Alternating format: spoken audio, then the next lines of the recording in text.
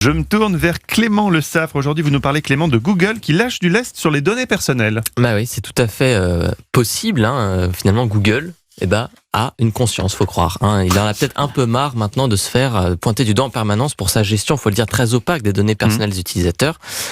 Du coup, il vient de lancer une option qui permet de supprimer automatiquement toutes ces données personnelles stockées sur les serveurs de Google uniquement, donc au choix tous les 3 ou 18 mois, c'est comme on veut. Et c'est un sacré pas en avant, parce que jusqu'ici, Google n'avait pas fait beaucoup, faut le dire, en matière de confidentialité. C'était d'autant plus problématique que si vous surfez sur Internet, vous êtes un peu obligé de passer par Google à un moment donné, que ce soit pour le moteur de recherche, évidemment, mais aussi par YouTube, par Maps, toutes ces applications qu'on utilise sans même se rendre compte parfois que c'est Google.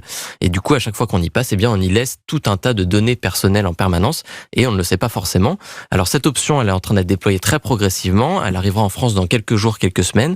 Et quand ce sera le cas, il suffira de l'activer dans les paramètres et de choisir la durée qu'on veut. 3 mois minimum, c'est beaucoup quand même. Comment je fais si je veux pas attendre aussi longtemps, Clément ? C'est vrai que ça peut paraître un peu long, surtout à l'époque où on n'a plus du tout envie que nos données personnelles soient conservées.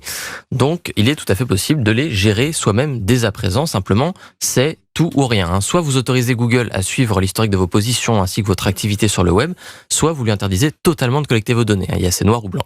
Alors pour ça, il faut aller dans les paramètres de votre compte Google, soit depuis notez bien. un navigateur web, soit depuis votre téléphone. Vous allez dans la case données et personnalisation.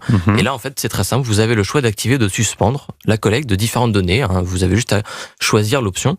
Et c'est aussi là que vous trouverez l'option de suppression automatique qui va bientôt arriver.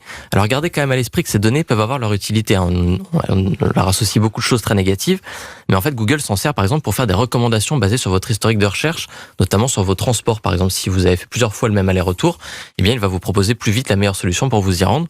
Alors sans ces données, vous allez perdre un petit peu de temps quand vous allez naviguer sur le web. C'est un petit prix à payer pour avoir une vie privée. Il faut y penser aussi. Merci beaucoup, Clément, pour ces informations.